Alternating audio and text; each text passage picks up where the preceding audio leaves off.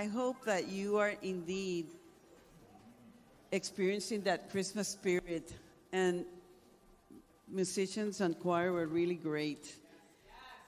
We'd love to continue into that energy of Christmas by sharing a true story, very simple but cute.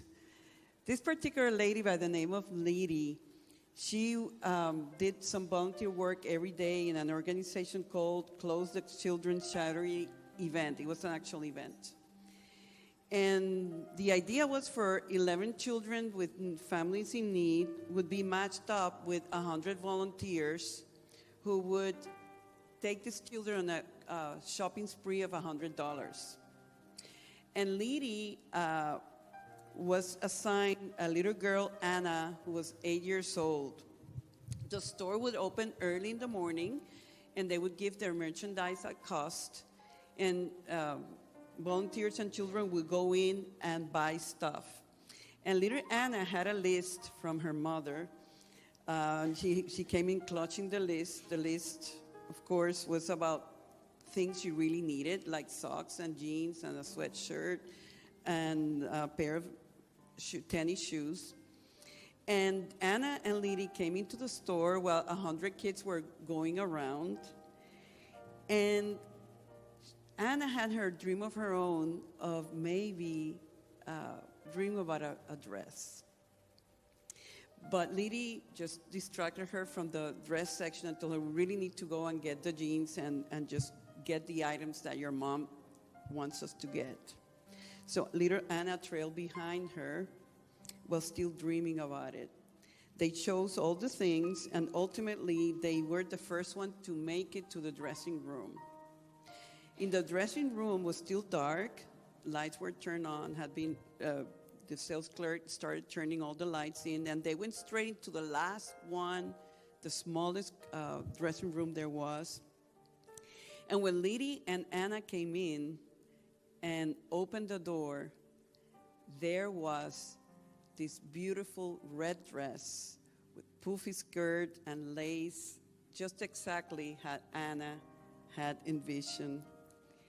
It was definitely a perplexing moment for all of them, especially for the third girl, who said, there's no way, I don't know how that happened, because every night we clear and put everything away, but somehow that dress made it there. And Liddy had told herself, even before that happened, maybe I could get it and send it to Anna separately, but they were not really supposed to, so that kids will all receive the same amount of merchandise that $100 could provide. So when this happened, Liddy looked at Anna and said, this is a Christmas miracle. And this is how much God loves you, little Anna. Don't ever stop to nurture your dreams. And then another miracle happened, and it's that the dress fit her perfectly. And when they went to the cashier to pay everything, including the dress, the bill came up to be $99.98. And I want to quote Liddy. She says, and this was a little Christmas miracle. I know it's not the huge kind of miracle of saving lives or making a path in the ocean waters, but still it was a miracle for little Anna, and it was a miracle for me. I cried all the way home that morning, not because Anna was able to get her dress, but because I felt God's love for real.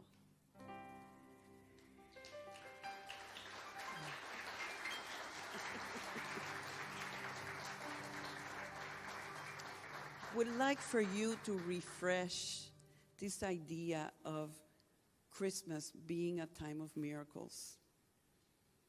A time of believing, of faith. We get so distracted in the world, we forget really the values of what Christmas is. And this term Christmas miracle is often used during this time because whenever something amazing happens, unexpected or almost supernatural during Christmas, it had to be Christmas for it to happen. And I'm going to hold that you may open up to the possibility of a miracle this Christmas season. Not that you have to wait for Christmas to happen, but why not? Hopefully, today's lesson will help you create a space for that. All the events leading to Jesus' birth are all miraculous. And we sort of like witness some of that, are reminded, like from Joseph experiencing dreams and vision about leading him to trust God as he chose Mary to be his wife in her condition, Mary receiving a visit from an angel announcing her pregnancy, being born among the animals, a host of angels telling the shepherds where they could find Jesus, a star that shined brightly in the heavens, identifying to the world that something grand was happening and leading the three kings to the manger. Beliefs in miracles is something widespread culturally and historically and geographically. For instance, there are miraculous childbirth events that are not limited to Christianity. And I don't know if you're aware that in the Buddhist tradition, it is believed that Buddha had been born from the right side of Maya, and that when Buddha was born, he walked 7 steps, and that each step had a lotus flower showed up. Muhammad also believed to have been accompanied by a bright light when he was born. Even here in America, there was this study done some years ago that says that 80% of Americans believe in miracles. 2 out of 5, which is 38%, said that they have had at least one miracle in their lives, which is like 95 million Americans saying, yes, there's something that Spirit or God had done for me. In the dictionary, a miracle is defined as something extremely outstanding or unusual event, thing, or accomplishment, and something manifesting divine intervention, something wonderful occurrence. So going back to little Anna and basking in her energy of magic of the story, do you think that in reality that's something that just happened out of the blue? Or do you tend to think that perhaps she had been creating the space for that miracle by just holding a vision, being open to the possibility of a beautiful red dress that she so wanted to wear? And that comes so natural in children, where they're still so pure and innocent that they just believe freely. Whereas for us, can be more challenging because we are so biased by what our conditioned mind tells us is possible, or what our senses says it's possible. But from the perspective of a child that is still pure, holding a vision and nurturing and letting it be really shows us the way to our own miracle. Because the very first step we need to do is just stay open to something beyond what our experience or our mind tells us is possible. I love this quote from Eric Butterworth that says that God cannot do for us what God cannot do through us. It's one of my favorite quotes. It took me, I remember, like years to understand. God cannot do for me what God cannot do through me. It is through my faith that God can do. And in Unity, we believe that faith is that capacity to mold substance and to magnetize the desires of our heart by that power and capacity that is one of our 12 capacities of the Christ. At a deeper level, in Unity, we believe that miracles are really the fulfillment of the law of love. That is not a supernatural thing. That is the most natural results of love.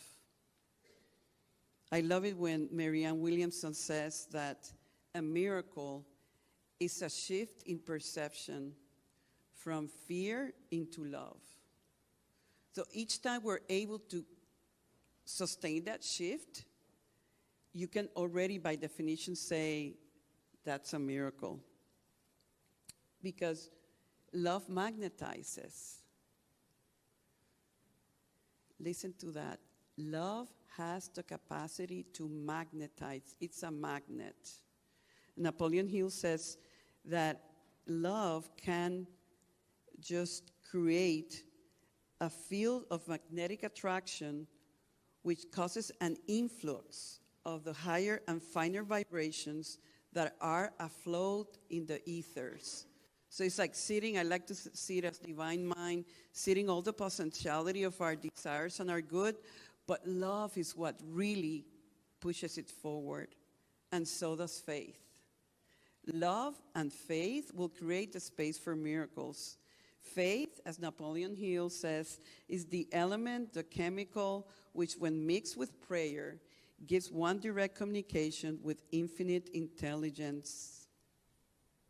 Faith is the basis of all miracles and all mysteries which cannot be analyzed by the rules of science.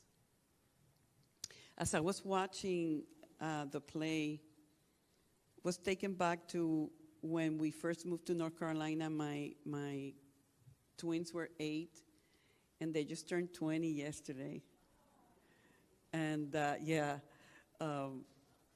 can't help but be reminded of that Christmas miracle. Their coming to the world was really a miracle. And I am moved to share with you because not only was it a miraculous event, and I will tell you why soon, but what I realized in my own life is that when I am able to open to miracles, not only would I get the benefit of the miracle and the manifestation, but it's the transformation in consciousness that happens as I co-create that miracle with Spirit. So this is the story.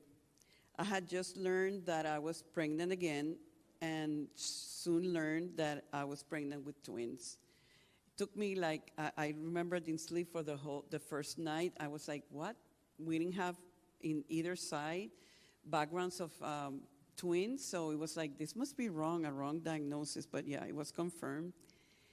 And then I had a daughter 3 years prior, and I went into an adventure of not giving birth to my daughter in the hospital.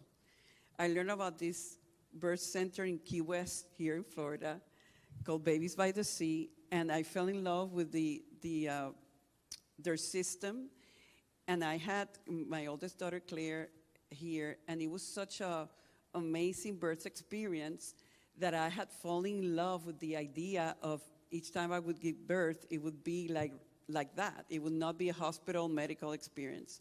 So when I learned that I was going to have twins, I immediately was told that no birth center in the world will take it because it's considered a high-risk pregnancy. So then I was, oh my God. So what am I going to do? Because at the time, Puerto Rico, where I'm from, is the #1 place in the world for C-sections. So I'm like, okay, this is a C-section for sure, so I have to beat the system. And I went into prayer, and I was led to this doctor who was doing natural water birth at a hospital.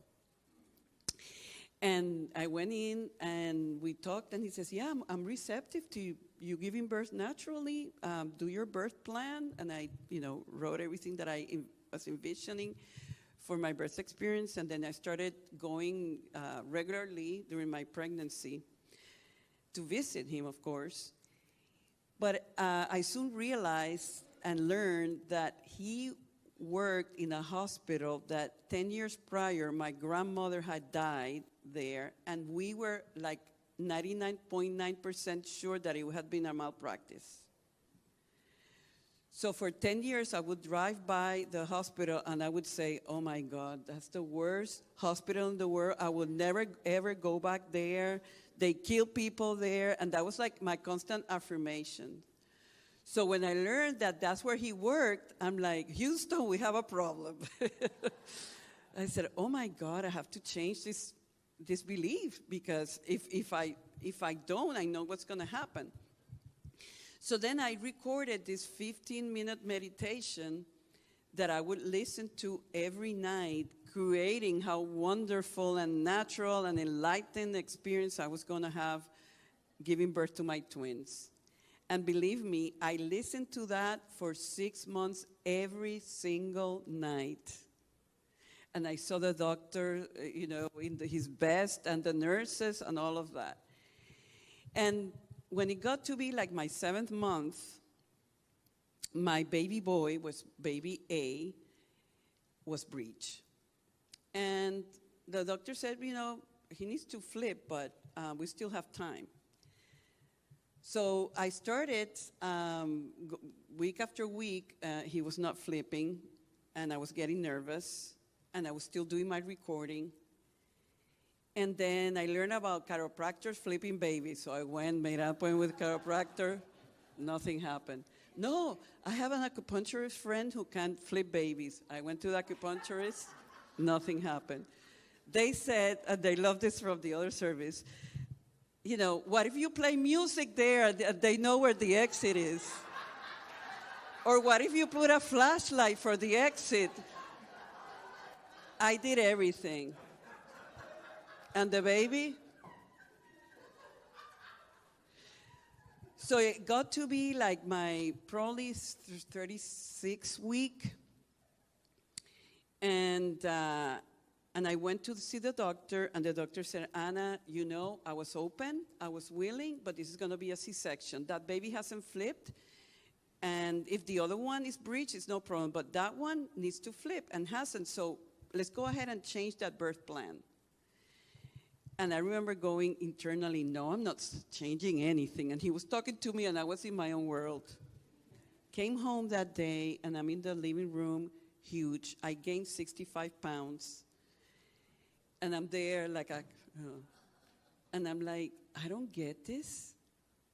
I was praying and listening to this recording for 6 months, 6 by 4, 24 weeks. Just do the math. And what went wrong here? And then another voice said, you are becoming obsessed. What if they just need to be born in C-section, and that's their benefit? Don't be attached to that. And then my other side was, but that's the desire of my heart. I wanted it to be just like Claire's birth was. It was so special, so spiritual, so amazing. And I'm like, and the phone rings. And there's this Unity friend of mine. He said, Anna, how are you? I said, well, I'm confused. Why? I said, because I have been, Jesus said, knock and it will be open, ask and it will be given. And I have been doing that for 6 months in a row, every single night, and that baby doesn't flip, and maybe I need to let it go for their benefit, but I'm confused. And then she said these words to me, and this is like Spirit speaking to me. She says, you don't have to let the desire go. Hold it, treasure it, nourish it. But what you need to let go of is the attachment to the outcome. Make it okay whether it's C-section or vaginal. Let it be okay. And I went, oh, that's right. Then I was divinely guided to write a letter to each of the twins, especially my boy. And I already knew I was calling Luke. So I said, dear Luke, sorry, I have been so obsessed and have put so much pressure on you, but I love you, and whatever way you decide on coming to the world, it's okay with me. I just wanted you to come through the canal. I gave him all the scientific explanations. But it's okay. Whichever way it is, I'm going to be okay with it. Shortly after, one night, it was probably in early morning hours, and I know it wasn't a contraction, but it was like something. And when I went that week to the doctor, the doctor was doing the sonogram. He starts tearing up, and he says, Anna, they're both head down. And this is going to be a quick, gentle birth experience. So, yes. So, the day came, and in a matter of 8 minutes, there's more details, but I'm not going to take the whole time. We need to go and have lunch and so on. But they were born, Luke Raphael was born at 7:20 in the morning, and Lauren Ann at 7:28. 2 healthy, beautiful babies, the way I had envisioned. It was the beautiful scene. The nurses, it was Christmas. They came in at 7, so it was like their shift, their first shift in the morning, and they were happy campers. And the doctor held me and hugged me, and I had a doula. And it was really a Christmas miracle that shifted me into knowing that it is mine to nourish the desires of my heart, but I cannot be attached to the when and the hows. That's when we mess up. And sometimes it's not easy because the mind can trick you, but if you allow the mind to give it something, and something could be giving an affirmation, God's planning for your life and this birth is perfect, and God's guidance is unfailing. And while your mind wants to flip, you anchor on affirmative truth. I have a quote by a teacher that I follow that I tweaked it a little, but I would like to enhance this idea by this quote. It says, the mind will argue why things are the way they are. A manifestation hasn't happened, making the process be so much harder than it needs to be. It's about the mind being in resistance. Don't place too much emphasis on life being different than it is. Ask to dance rather than understand, and come alive by acknowledging fully you and I are never separate from our highest good. Einstein says there are only 2 ways to live in life: either believing that nothing is a miracle or that everything is a miracle. I choose the latter, for I know how much spiritual power lies in us. For I know how God's nature is to give and to bless and to fulfill our deepest heart's desires. So as you finish up this Christmas season, hold that. Whatever it may be, stay open to that, like little Anna did. And she manifested the dress when she least expected. There it was, waiting for her. Thank you so much, and Merry Christmas. Thank you for visiting our YouTube channel. We post videos every week to keep you present, positive, and inspired to your divinity. So please subscribe at this time and hit the notification bell. And then if you were really moved, share this with a friend. Remember, we love you, we bless you, we appreciate you, and we behold the Christ in you. Namaste.